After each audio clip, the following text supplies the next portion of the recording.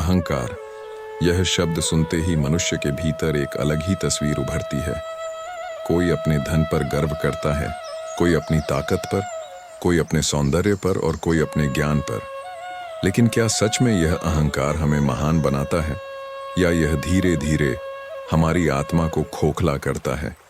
शास्त्रों में कहा गया है, अहंकार विनाशाय प्रस्थानम भवति, अर्थात जहां अहंकार प्रवेश करता है वहां विनाश अपने कदम जमा देता है।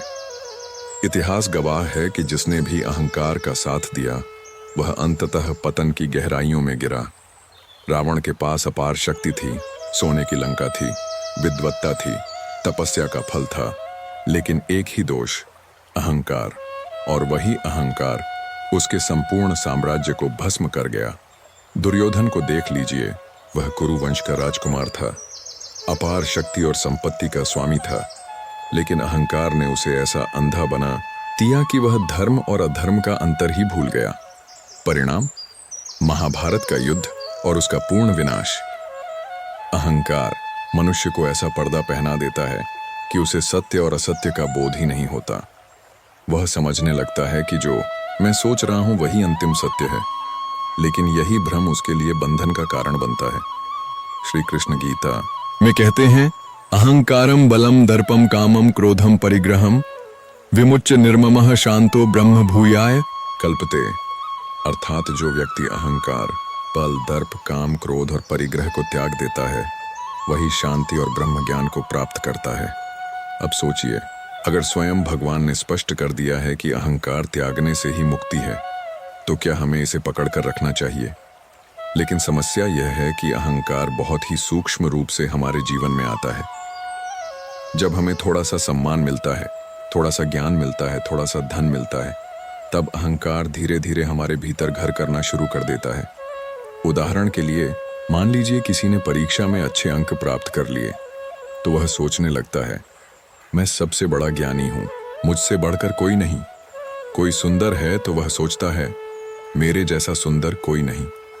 यह अहंकार का बीज है और यही बीज आगे चलकर वृक्ष बन जाता है।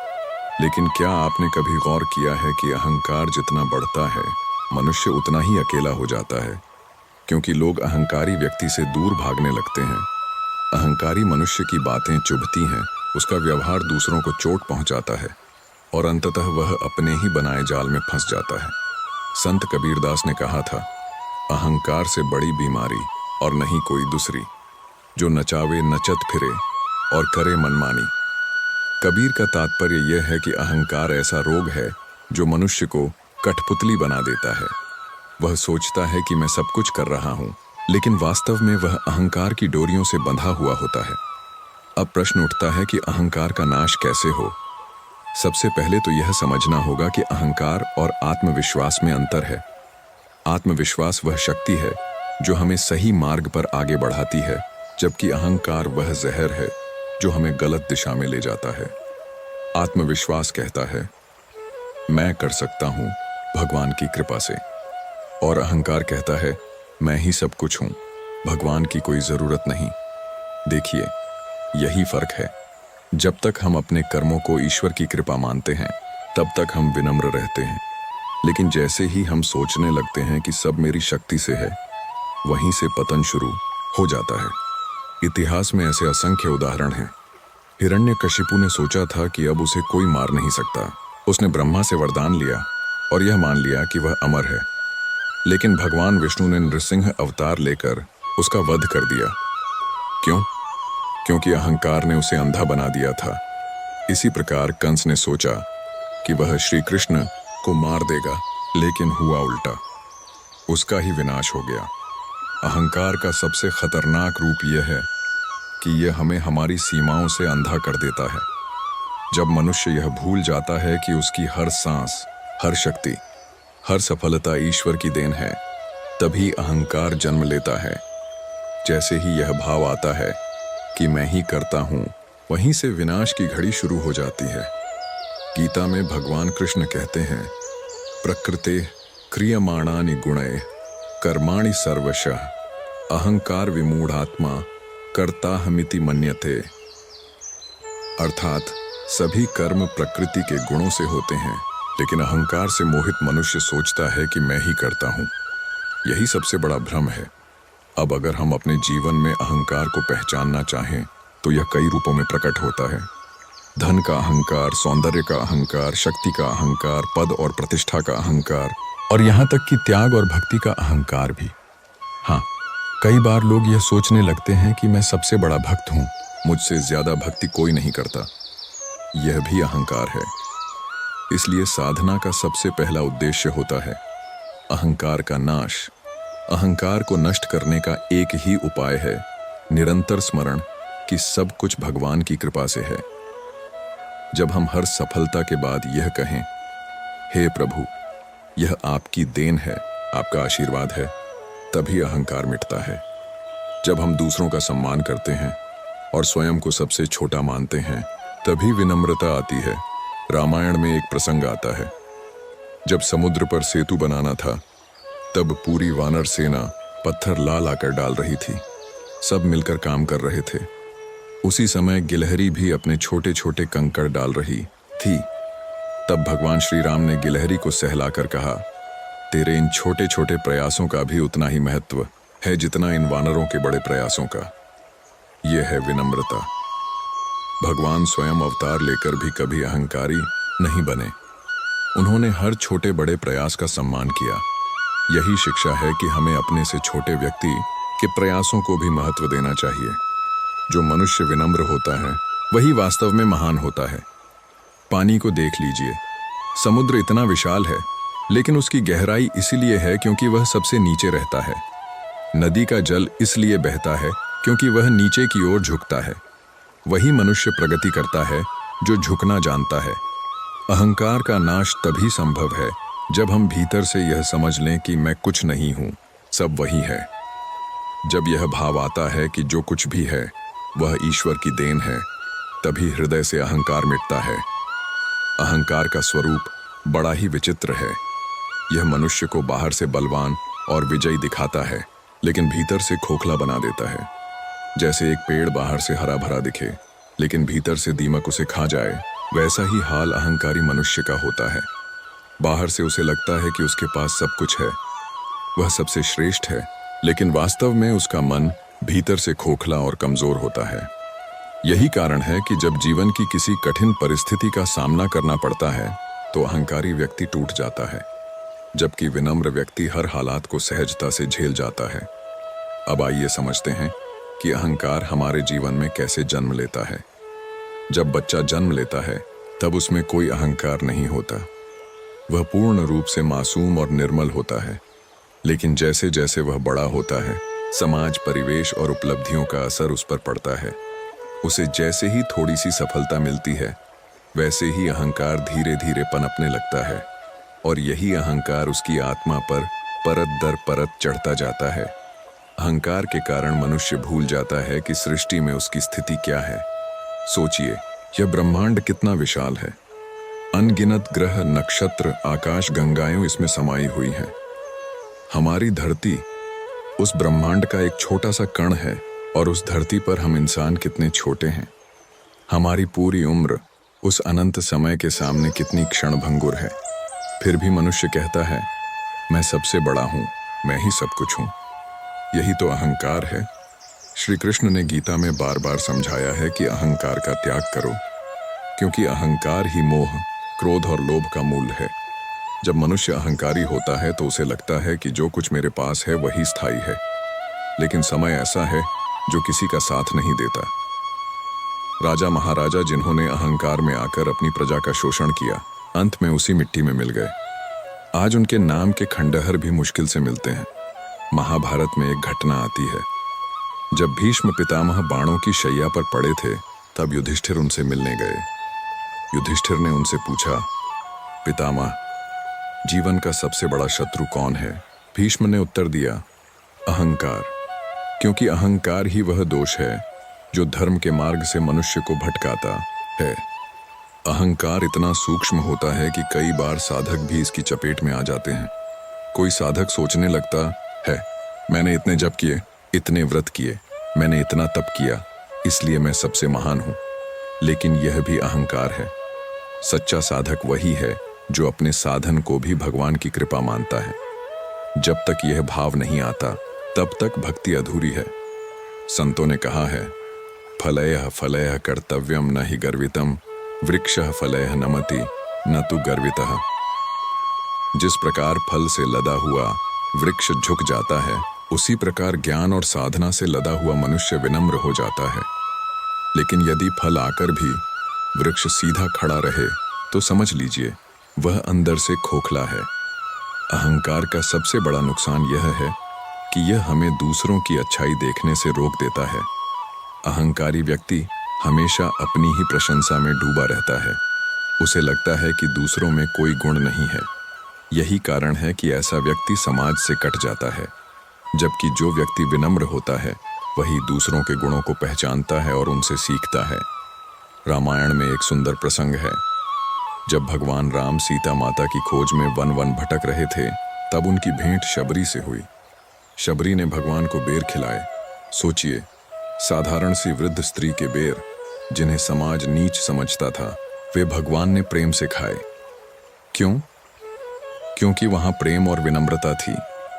अहंकार का नामो निशान नहीं था। यही कारण है कि भगवान को शबरी के बेर प्रिय लगे।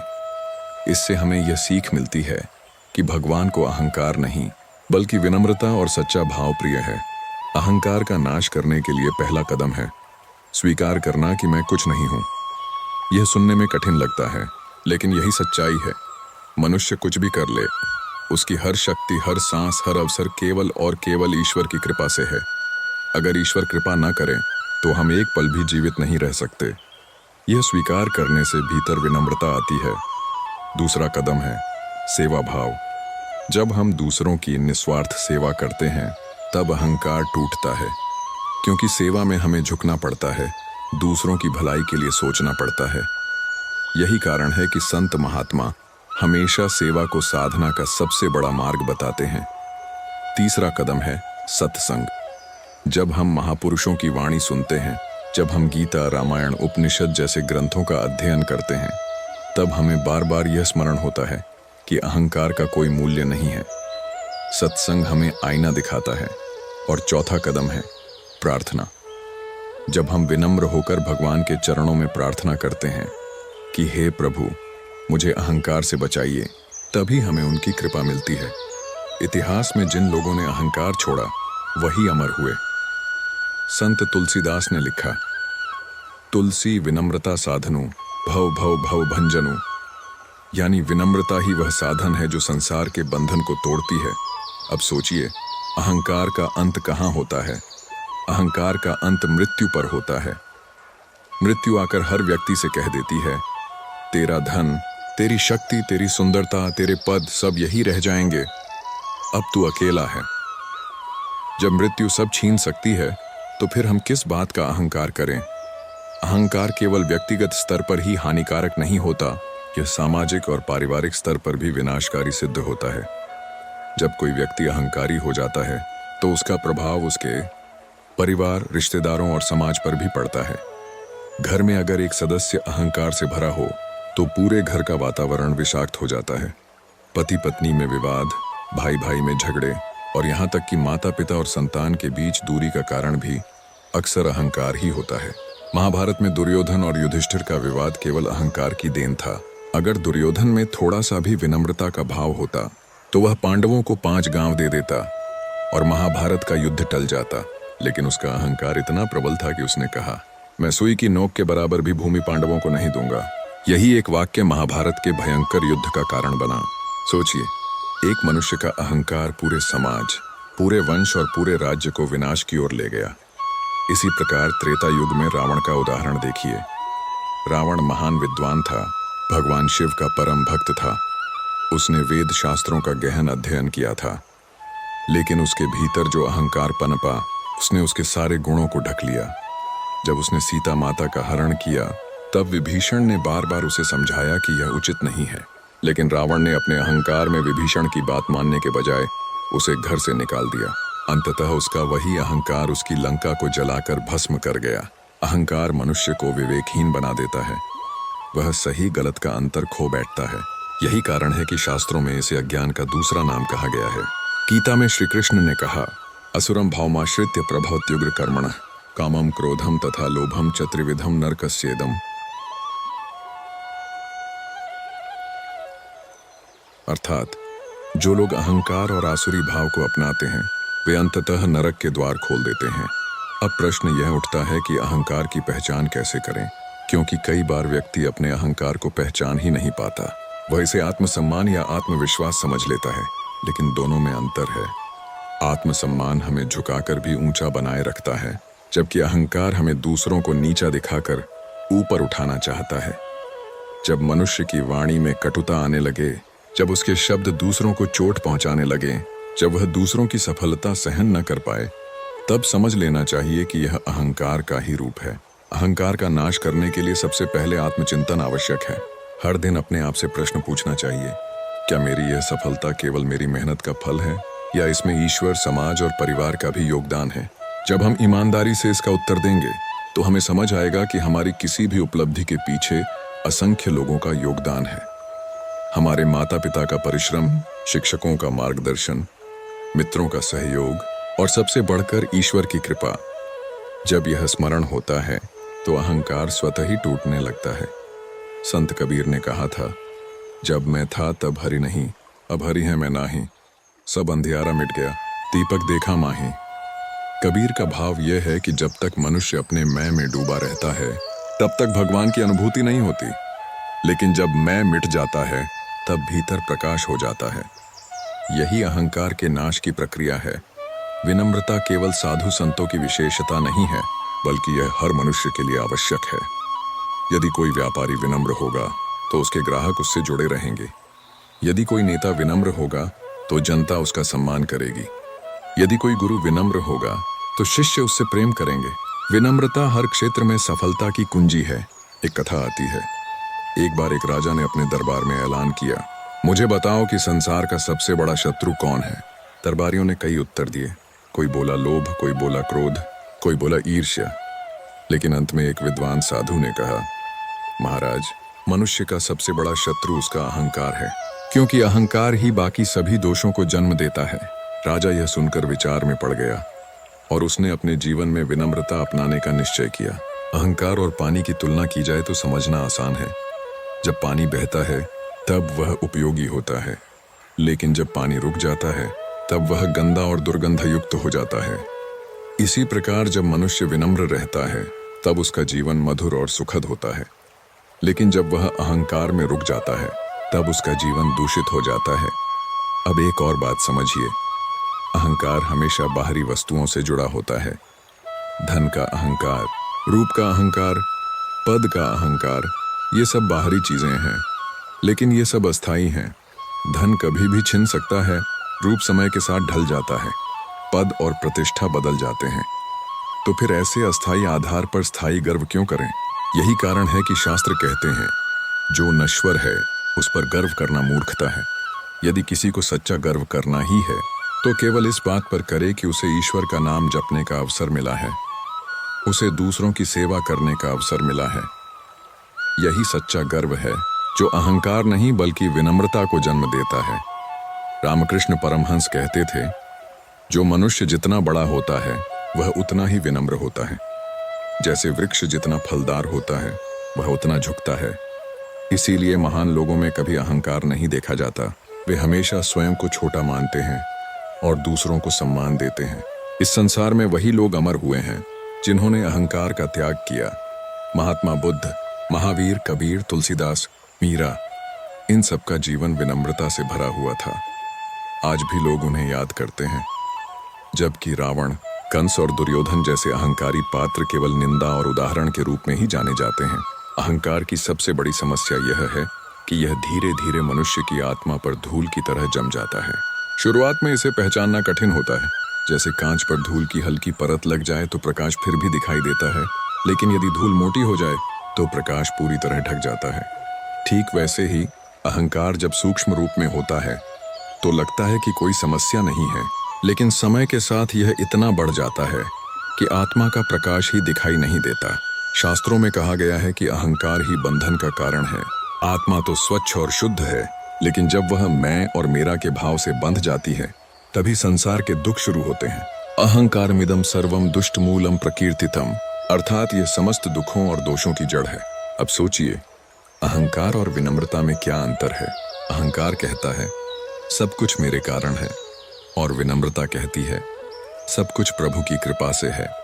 अहंकार दूसरों को छोटा दिखाता है, जबकि विनम्रता दूसरों को ऊंचा उठाती है। अहंकार हमें ईश्वर से दूर करता है और विनम्रता हमें ईश्वर के चरणों में ले जाती है।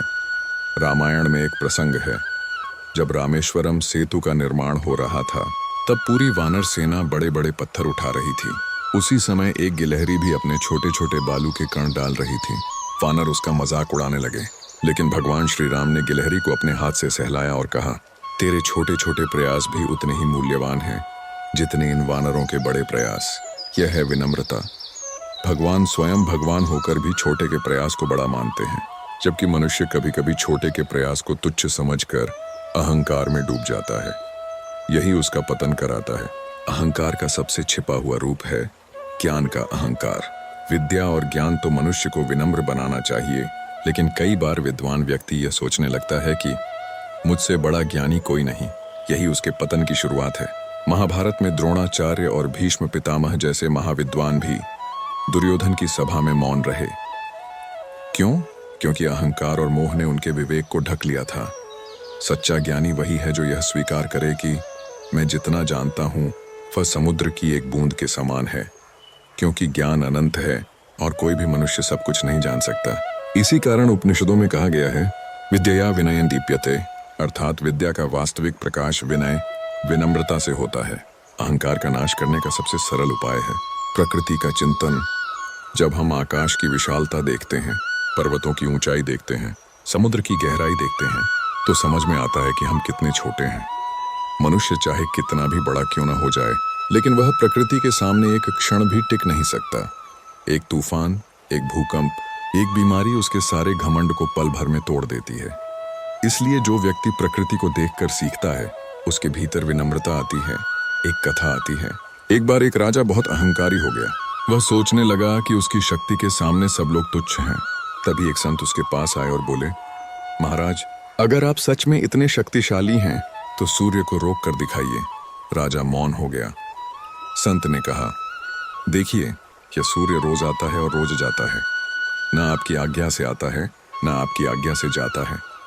जब इस सूर्य को आप नियंत्रित नहीं कर सकते तो फिर किस बात का अहंकार। राजा को अपनी गलती समझ आई और उसने विनम्रता अपनाई। अहंकार मनुष्य को बार बार जन्म मरण के चक्र में फंसाता है। जब तक मैं और मेरा का भाव है, तब तक आत्मा मुक्त नहीं हो सकती। गीता में भगवान कृष्ण कहते हैं, निर्माण मोहाजित संग दोषा अध्यात्म नित्या विनिवृत्त कामा द्वंद्वैर विमुक्ता सुख दुख संजयर्गछन्त्य मूढ़ा पदमव्ययम तत्। अर्थात जो लोग अहंकार और मोह से मुक्त हो जाते हैं, वे अविनाशी पद को प्राप्त करते हैं। अब यह समझना जरूरी है कि अहंकार केवल दूसरों को ही नुकसान नहीं पहुंचाता, बल्कि सबसे पहले स्वयं को नष्ट करता है। अहंकारी व्यक्ति का मन कभी शांति में नहीं रहता। उसे हमेशा यह चिंता रहती है कि लोग उसका आदर कर रहे हैं या नहीं। वह हर समय दूसरों से तुलना करता है। अगर किसी और के पास अधिक सम्मान, अधिक धन या अधिक शक्ति हो तो उसका अहंकार जलने लगता है। इस प्रकार अहंकार उसे भीतर ही भीतर जलाता रहता है। इसके विपरीत विनम्र व्यक्ति हमेशा शांत रहता है। उसे दूसरों की सफलता से प्रसन्नता होती है और अपनी सफलता का श्रेय वह भगवान को देता है। यही कारण है कि विनम्र व्यक्ति का चेहरा सदैव प्रसन्न और संतुलित रहता है। अहंकार का अंत कैसे होता है? यह मृत्यु के द्वार पर जाकर टूटता है। जब प्राण निकलते हैं, तब न धन साथ जाता है, न पद, न रूप, केवल कर्म साथ जाते हैं। मृत्यु हर मनुष्य को यह शिक्षा देती है कि अहंकार व्यर्थ है, परंतु बुद्धिमान वही है जो मृत्यु की प्रतीक्षा न करे, बल्कि जीवन रहते ही अहंकार का त्याग कर दे। संतों ने इसलिए कहा, माटी कहे कुम्हार से, तू क्या रौंदे मोही, एक दिन ऐसा आएगा मैं रौंदूंगी तो ही। यह दोहा स्पष्ट करता है कि मृत्यु के बाद शरीर मिट्टी में मिल जाता है, तो फिर इस मिट्टी के बने शरीर पर गर्व करना मूर्खता है। अहंकार के नाश के लिए सबसे आवश्यक साधन है भक्ति। जब मनुष्य भक्ति में लीन होता है, तब वह अनुभव करता है कि मैं कुछ नहीं, सब वही है। भजन और कीर्तन का यही उद्देश्य है कि मनुष्य अपने मैं को भूल जाए और भगवान के नाम में खो जाए। जब यह भाव जागृत होता है, तब अहंकार स्वतः मिट जाता है। अहंकार का नाश मनुष्य जीवन की सबसे बड़ी साधना है, क्योंकि जब तक अहंकार जीवित है तब तक भीतर की शांति, आनंद और आत्मज्ञान का अनुभव असंभव है। अहंकार वह पर्दा है जो मनुष्य को अपने वास्तविक स्वरूप से दूर कर देता है। यह ऐसा आवरण है जो इंसान को बार बार यह भूलने पर मजबूर कर देता है कि उसका वास्तविक अस्तित्व परमात्मा के साथ एक है। अहंकार जब तक भीतर है तब तक मनुष्य बार बार स्वयं को दूसरों से बड़ा दिखाने की कोशिश करता है। वह बार बार यह मानता है कि उसकी शक्ति, उसका धन, उसका ज्ञान और उसका सम्मान केवल उसकी मेहनत से आया है और इसमें किसी का सहयोग नहीं है। लेकिन सत्य यह है कि कोई भी मनुष्य अकेला कुछ भी नहीं कर सकता। हर चीज ईश्वर की देन है। सूर्य की रोशनी न मिले तो धरती पर जीवन संभव नहीं, वायु न हो तो श्वास नहीं चल सकती, जल न हो तो अस्तित्व समाप्त हो जाएगा। लेकिन इन सब का मूल कारण ईश्वर है और ईश्वर ने ही सबको समान रूप से यह वरदान दिया है। अहंकारी व्यक्ति इस सत्य को भूलकर खुद को सबका मालिक मानने लगता है। यही कारण है कि गीता में भगवान श्री कृष्ण ने अर्जुन से कहा था, अहंकार, बल, दर्प, काम और क्रोध ये सब अधोगति के कारण हैं। अहंकार का बीज बहुत सूक्ष्म होता है। कई बार साधना करने वाले, भक्ति करने वाले, ज्ञान प्राप्त करने वाले लोग भी इससे बच नहीं पाते। वे सोचते हैं कि उन्होंने बहुत कुछ पा लिया है, उन्होंने बहुत ज्ञान अर्जित कर लिया है, उनकी भक्ति सबसे श्रेष्ठ है। यही सूक्ष्म अहंकार उन्हें और ऊंचा उठने से रोक देता है। जैसे कोई पर्वतारोही शिखर तक पहुंचने वाला हो और अंतिम कदम पर फिसल जाए, वैसे ही अहंकार साधक को अंतिम मुक्ति से वंचित कर देता है। अहंकार का सबसे बड़ा नाश तब होता है जब मनुष्य को यह समझ आ जाता है कि वास्तव में उसका कुछ भी अपना नहीं है। शरीर माता पिता की देन है, बुद्धि और सामर्थ्य ईश्वर का वरदान है, धन और वैभव केवल समय का खेल है। जो आज है वह कल नहीं भी हो सकता। इस सत्य का बोध होते ही मनुष्य का अहंकार पिघलने लगता है। इतिहास इसका प्रमाण है। रावण, हिरण्यकशिपु, दुर्योधन, कंस ये सब बड़े शक्तिशाली और विद्वान थे, लेकिन उनका अंत अहंकार के कारण ही हुआ। अहंकार ने उन्हें यह भूलने पर मजबूर कर दिया कि ईश्वर से बड़ा कोई नहीं। अहंकार ने उन्हें इतना अंधा बना दिया कि वे भगवान को चुनौती देने लगे। अंततः उनका विनाश हुआ और आज उनका नाम केवल नकारात्मक उदाहरण के रूप में लिया जाता है। इसके विपरीत संतों और महापुरुषों का जीवन देखिए। कबीर, तुलसीदास, मीरा, सूरदास, इनके भीतर अहंकार का नामो निशान तक नहीं था। वे कहते थे, मैं कुछ नहीं हूं, सब कुछ प्रभु है। उनकी वाणी में इतनी शक्ति थी कि आज भी लोग उन्हें सुनते हैं और प्रेरित होते हैं, क्योंकि जब वाणी अहंकार से मुक्त होती है तब उसमें आत्मा की गहराई बोलती है और वही हृदय को छू लेती है। अहंकार का नाश करने के लिए पहला उपाय है नम्रता का अभ्यास। जब भी मन में यह भावना उठे कि मैं बड़ा हूं, मुझसे श्रेष्ठ कोई नहीं, तभी अपने भीतर प्रश्न कीजिए, क्या यह सच है? क्या यह सब मेरा है? क्या मेरे पास जो कुछ है वह केवल मेरी वजह से है? तब उत्तर मिलेगा, नहीं। तब भीतर का गर्व धीरे धीरे गलने लगता है। दूसरा उपाय है संगति। यदि मनुष्य संतों की संगति करता है, ईश्वर का स्मरण करता है और ऐसे लोगों के बीच रहता है जो विनम्र हैं, तो उसका अहंकार स्वतः ही कम हो जाता है। तीसरा उपाय है सेवा। जब मनुष्य निस्वार्थ भाव से दूसरों की सेवा करता है, तब उसे यह समझ आता है कि दूसरों का जीवन भी उतना ही मूल्यवान है जितना उसका अपना। सेवा करने से मन विनम्र होता है और अहंकार का पतन होता है। चौथा उपाय है कृतज्ञता। हर सुबह और हर रात यदि मनुष्य ईश्वर को धन्यवाद दे कि उसने जीवन, परिवार, अवसर और श्वास दी है, तो धीरे धीरे भीतर से यह भावना प्रकट होती है कि मैं केवल एक पात्र हूँ, संचालक तो परमात्मा है। यह अनुभव अहंकार को जला देता है। अहंकार का नाश करने के लिए गीता का एक और संदेश है, कर्तृत्व का अभिमान मत करो। श्री कृष्ण ने कहा, तू केवल निमित्त मात्र है, करता तो मैं हूँ। जब अर्जुन यह सुनता है तब उसके भीतर का संशय मिट जाता है और वह समझ जाता है कि युद्ध में उसका कोई व्यक्तिगत कर्तृत्व नहीं है, वह केवल माध्यम है। ईश्वर उसके माध्यम से कार्य करवा रहे हैं। यही भावना हर मनुष्य को अपने जीवन में उतारनी चाहिए। चाहे सफलता हो या असफलता, चाहे लाभ हो या हानि, सब ईश्वर की योजना है। हमें केवल अपना कर्तव्य करते जाना है, फल और परिणाम ईश्वर पर छोड़ देना है। अहंकार का नाश तभी होगा जब मनुष्य अपने अस्तित्व की गहराई को पहचान लेगा। जब वह जान लेगा कि मैं यह शरीर नहीं हूँ, मैं यह नाम नहीं हूँ, मैं यह पद नहीं हूँ, मैं केवल शुद्ध आत्मा हूँ। आत्मा न जन्म लेती है, न मरती है, न बढ़ती है, न घटती है।